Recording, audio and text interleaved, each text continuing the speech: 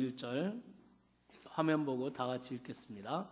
6월절 전에 예수께서 자기가 세상을 떠나 아버지께로 돌아가실 때가 이른 줄 아시고 세상에 있는 자기 사람들을 사랑하시되 끝까지 사랑하시니라. 마지막 절만 읽어봐요. 시작. 끝까지 사랑하시니라. 이게 성실이에요. 끝까지 잘하는 게 성실이다. 아멘. 사랑을 해도 끝까지 사랑하는 거. 충성을 해도 끝까지 충성하는 거. 그게 성실이에요. 오늘 제목을 보겠습니다. 오늘 제목 성실하게 충성하기. 하게가 아니고 성실하게 충성하기. 이번 특세 제목들이 전부 다 돌림자가 하기예요. 어제는 뭐예요? 말씀과 기도로 하나님과 동행하기. 이게 다 별처럼 빛나는 삶을 이루어 나가는 요소들이에요. 이렇게 다 같이 하면 성실하게. 여러분 그 워런 버핏이라는 분 아시죠? 들어보셨습니까? 투자의 규제 뭐 이렇게 이름 붙이기도 하는데 이분의 자산이 얼마냐면 우리나라 돈으로 약 80조 원이에요. 80조 원.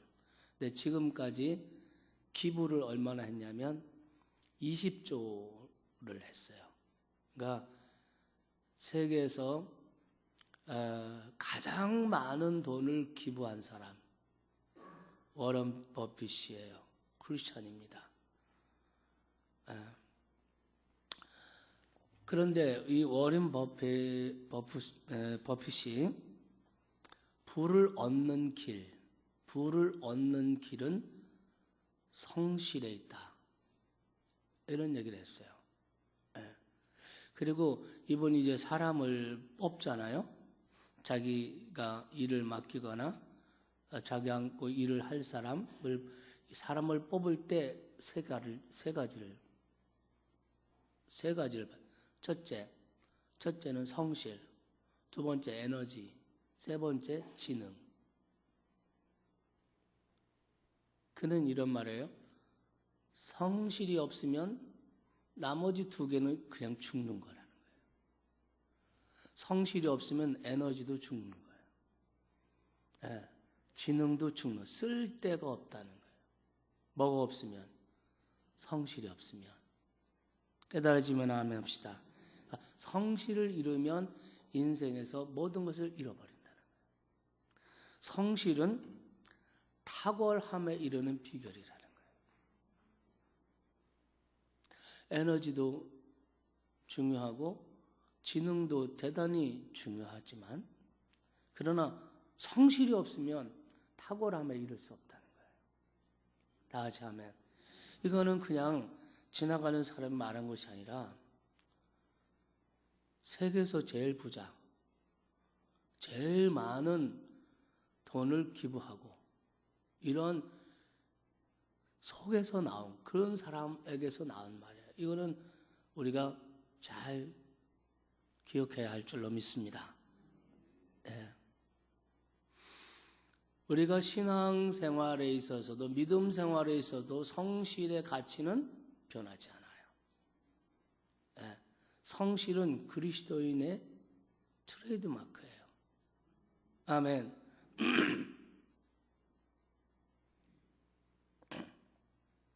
막 불성실하고 살고 방탕하고 살다가 이 사람이 예수님을 만나면 어떻게 변하냐면 성실하게 변해요.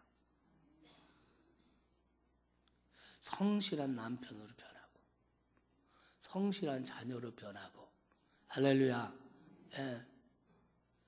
예수님 그분 자신이 성실하신 분이기 때문에 예수를 믿으면 사람이 성실하게 변해요. 동감하시면 아멘 합시다. 그래서 성실은 그리스도인의 표지다. 트레이드마크다. 시편 31편 23절에 보면 너희 모든 성도들아 여호와를 사랑하라. 여호와께서 성실한 자를 보호하시고 이러면 여호와께서 성실한 자를 보호하시고, 예, 골로새서 3장 22절은 우리가 사회생활, 직장생활에 대한 말씀이거든요. 골로새서 3장 20절, 종들아 모든 일에 육신의 상전대로 순종하되 사람을 기쁘게 하는 자와 같이 눈가림만 하지 말고 주를 두려워하여 어떤 마음을 하라? 성실한 마음을 하라. 직장생활 할 때도 성실한 마음을 해라. 예. 자기 직장의 상사가 예수 안 믿고 불교 믿고 성격이 아주 까다롭고 괴팍하고 그랬다고 욕하지 말고 눈 가리지 말고 성실하게 하라. 아멘. 이렇게 말씀하세요. 성경에서 직장 생활에 최고로 성공한 사람 가운데 한 사람이 요셉이에요. 네. 요셉은 말하자면 보디발의 집에 머슴으로 시작했어요.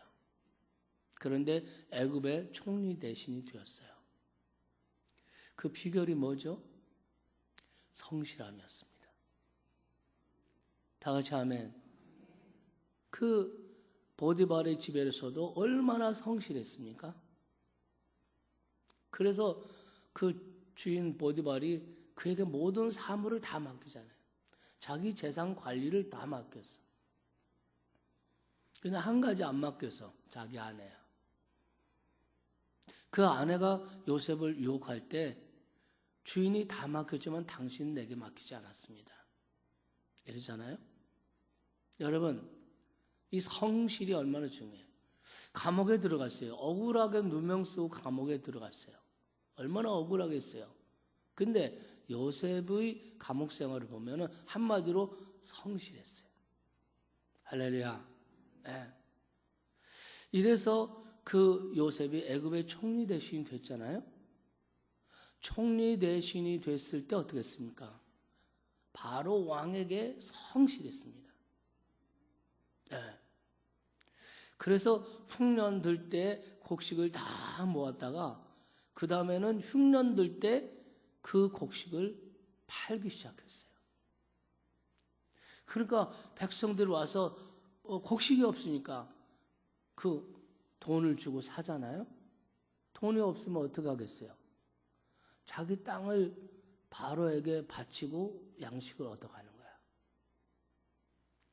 그리고 또 이웃 주변국에서 어떻게 합니까? 그 문, 야곱도 그랬잖아요. 야곱의 아들들도 그 문, 이런 그것들을 싣고 와서 양식을 사가요. 그러니까 애굽의 창고, 애굽의 국고가 들어서 왕창풍. 할렐루야. 성실이야. 목회자도 성실한 사람이 목회도 잘해요. 아무리 재능이 있고 아무리 재주가 많고 그래도 성실이 없다. 성실에 문제가 있다. 그럼 그 사람 목회할 수 없어요. 성공 못해요. 성실이 얼마나, 그러니까 성실은 탁월함에 이르는 비결이다. 다 같이 하면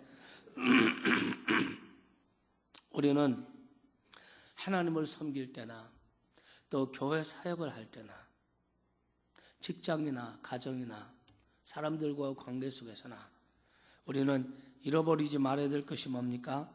성실이라는 거예요. 깨달아지면 아멘 합시다. 자, 이제 예수님 이야기를 좀 하겠습니다. 예수님은 정말 성실하신 분이에요. 첫째, 자기를 세상에 보내신 분에게 성실하셨어요. 그래서 요한복음 17장 4절 말씀에 보면은 아버지께서 내게 하라고 주신 일을 이루어 아버지를 이 세상에서 영화롭게 하셨사오니, 자기를 보내신 이의 뜻을 이루었어. 자기를 보내신 분의 일을 충성되고 성실하게 이루어서 하나님을 영화롭게 했다는 거예요. 하나님께서 나와 여러분을 세상에 그냥 던져놓은 것이 아니라 목적을 가지시고 창조하셨어. 아멘. 목적을 가지고 창조하셨어. 하나님이 내게 하라고 주신 일이 있어. 그것을 우리는 사명이라고 그래요. 하나님이 내게 하라고 주신 그 일에 대해서 우리는 성실해야 돼요. 그리고 그 일을 나에게 맡기신 그분 하나님 앞에서 우리는 성실해야 돼요. 예수님은 언제나 그렇게 말씀하십니다.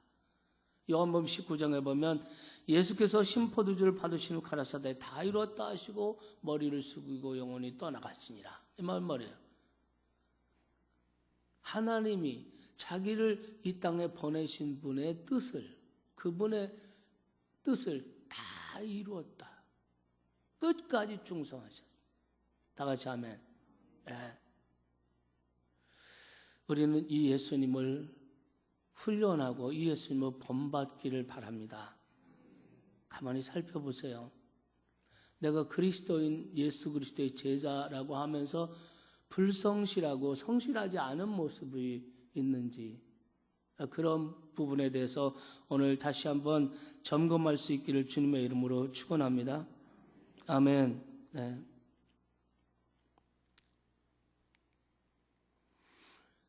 우리가 이제 충성하고 성실할 때 어떤 큰 일은 우리가 성실할 수 있는데 작은 일은 또 성실 못할 때가 있어요.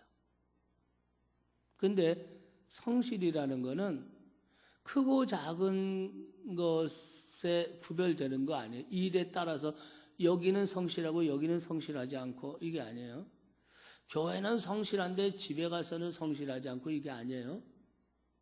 어느 곳에 있을 때나 어떤 일이나 성실한 거예요. 믿으시기 바랍니다. 작은 거 소홀히 여기지 말아야 됩니다. 왜냐하면 큰 일이든 작은 일이든 그 일의 중요성은 큰 일이냐 작은 일이냐 여기에 따라서 결정되는 것이 아니라 그 일을 맡겨주신 분에 따라서 달라집니다. 작은 일이라도 주님이 맡겨주신 일이면 그거는 큰 일이고 중요한 일이에요.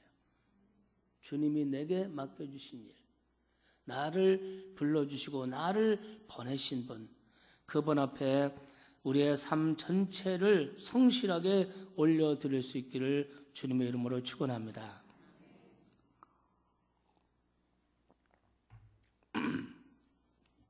그래서 첫째는 예수님은 보내주신 분에게 성실하고 충성하셨습니다. 두 번째로는 예수님은 맡겨주신 한 영혼을, 맡겨주신 뭐를? 한 영혼을 성실하게 사랑하셨어요. 오늘 요절 우리가 13장, 요한복음 13장 1절 읽었죠? 자기 사람을 사랑하되 어떻게 사랑해요? 끝까지 사랑했다. 자기 사람을 사랑하되 끝까지 사랑했다. 네. 하나님께서 자기가 맡겨주신 영혼들, 하나님께서 자기에게 붙여주신 영혼들을, 그 한 영혼을 사랑하셨다는 것을 우리에게 보여주십니다.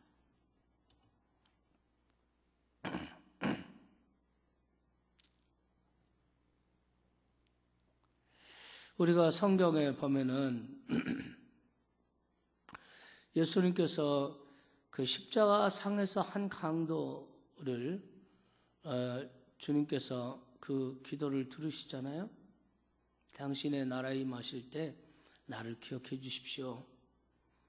그럴 때 예수님께서 얼마나 고통스러우시겠어요. 십자가에 매달려 있는 그 순간에 뭐 남의 얘기, 뭐 남의 처지, 뭐 남의 뭐 형편 돌아볼 생각이 있습니까? 전혀. 내가 지금 고통이 막 너무 심한데 뭐 아무것도 생각 안 날 거예요. 예수님께서는 그 순간조차도 그 한 영혼을 구원하세요. 오늘 내가 나와 함께 낙원에 있으리라. 아멘. 제자들이 예수님을 도망가지 않았습니까? 우리 주일날 본문 성경이 마태복음 26장 겟세마네 동산의 기도 장면이에요. 기도의 자리에서 실패한 제자들이 그 다음에 보니까 어떤 일이 벌어지냐면 베드로가 갑자기 칼을 빼가지고 예수님을 잡으려고 앞장선 사람을 쳐요. 인간적인 방법 칼을 뽑아 들어요. 그러더니 나중에 뭐 쭉 내려가서 읽어보면 거기 막 다 제자들이 다 도망가니라 다 도망가 버려요. 기도의 자리에서 실패한 결과예요. 그리고 또 베드로는 조그만 소녀 앞에서 예수님을 3번이나 저주하는데, 첫째는 그냥 저주해, 그냥 부인해요. 난 몰라, 그분 몰라, 상관없어. 두 번째는 내가 하나님께 맹세하는데 나와 그분하고 상관없어. 맹세하며 부인해. 그 다음에 세 번째, 저주하고 맹세하며 부인해. 저주는 건 뭐예요? 욕했다는 거예요. 그 이단자, 그 미치광이 맹세컨대 난 그분하고 상관없어. 누가 그랬어요? 베드로가 그랬어요. 그러니까 기도의 자리에서 실패하니까 줄줄이 실패하는 거야. 기도의 자리에서 승리하면 어때요?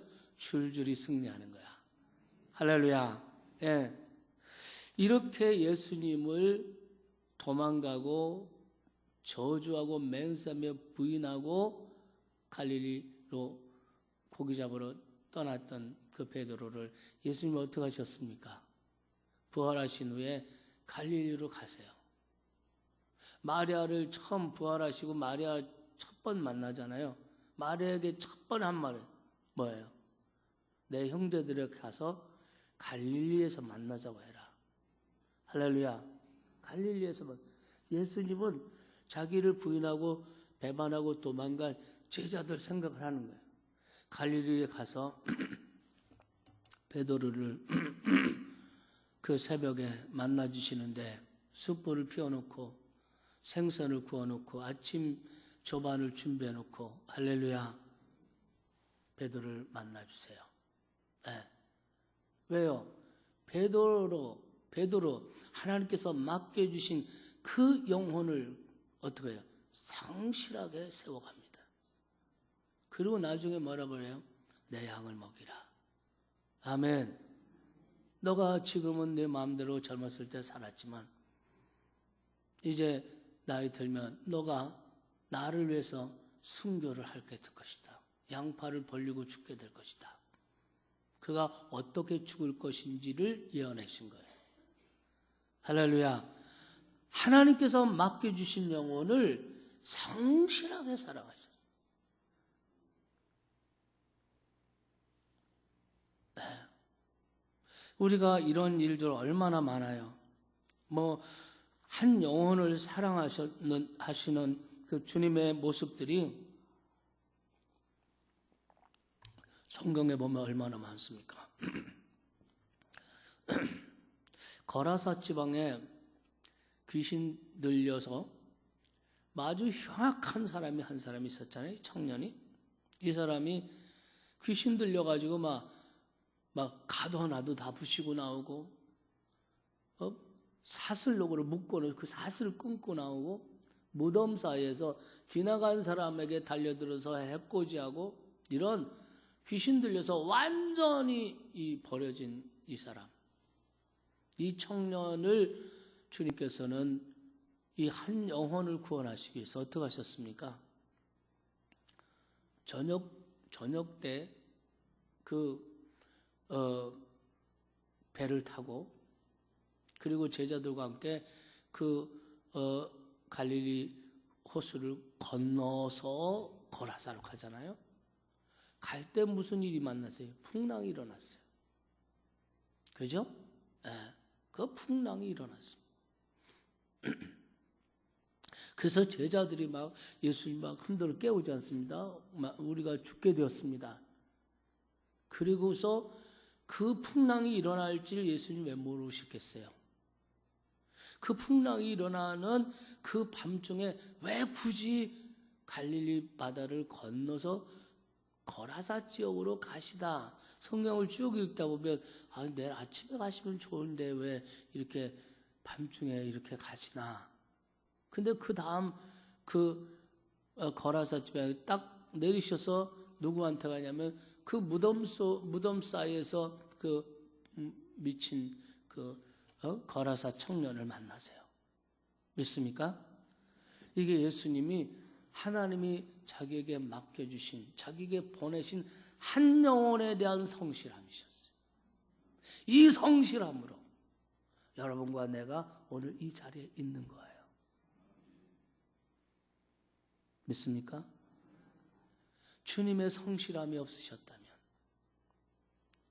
당신 기분대로 행하셨다면, 이해관계에 따라서 행했다면 우리는 벌써 끝장났어요. 나를 향한 하나님의 성실하심, 주님의 그 성실하심. 그래서 우리가 이런 거라사 청년을 만나시기 위해서 풍랑을 헤치고 그 거라사로 가신 주님, 배반하고 떠난 그 제자를 만나시기 위해서 갈릴리로 가셔서 그 새벽에 밥을 준비하시고 그를 만나주셨던 주님, 이 주님을 우리가 묵상할 때는 여러분 가운데 순장들 계시잖아요. 저는 목회자지 않습니까? 정말 막 감동이 막 감동을. 한 영혼에 대한 이렇게 성실하신 주님, 이 성실함이 오늘 나를 여기 있게 했다면, 아멘. 나는 목회자로서 그리고 순장과 교사로서 어떤 모습으로 어떤 태도로 아이들을 섬기고 순원들을 섬기겠습니까? 성실함, 나를 보내신 분에 대한 성실함, 나에게 맡겨주신 한 영혼에 대한 성실함, 이것이 예수님의 성실함이었어요. 깨달아지면 아멘 합시다. 네. 체코 여행을 해보셨나요? 체코 여행 그 프라하 광장에 한 동상이 있습니다. 후스라는 분의 동상이에요.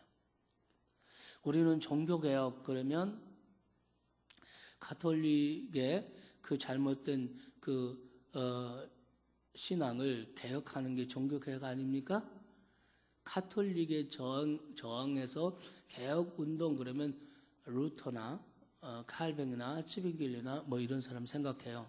그런데 1517년에 루터가 종교개혁하기 전에 100년 전에 종교개혁의 기치를 들고 가톨릭과 맞선 사람이 있었어요. 그 사람이 후스라는 사람이에요. 결국 어떻게 됐냐면 가톨릭 세력 앞에 화형을 당해요. 결국 화형을 당해요.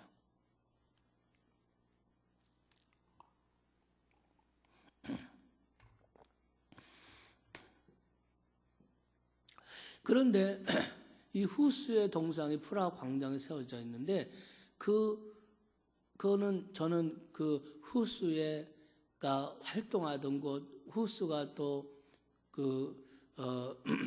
순교한 곳, 뭐 이런 거 다 종교 개혁지 이렇게 순회하면서 제가 다 봤어요.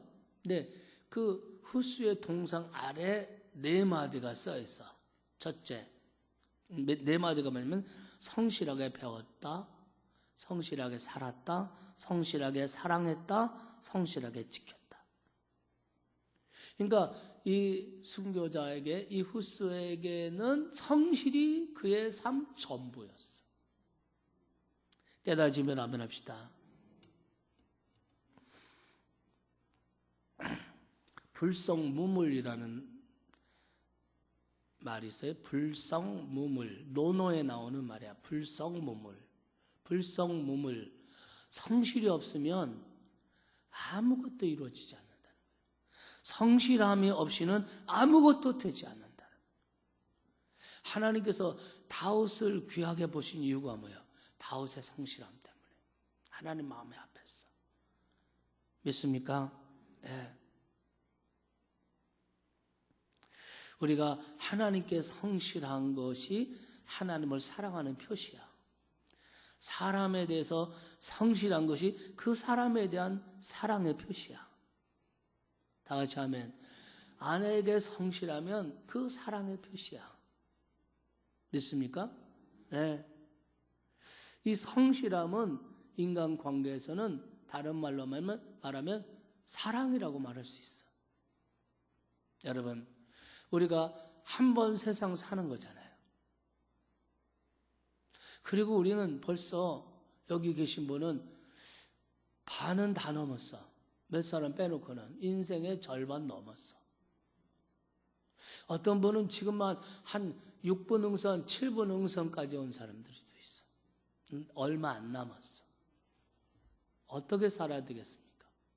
여전히 칙칙하게, 어둠찝찝하게, 어두운 가운데서 살아야 되겠습니까? 하늘에 빛나는 별처럼 사시기 바랍니다. 남은 시간 성실하게 사십시다. 우리 예수님은 한마디로 성실한 분이셨어요. 오늘은 성실하게 충성하기. 아멘. 찬양하겠습니다.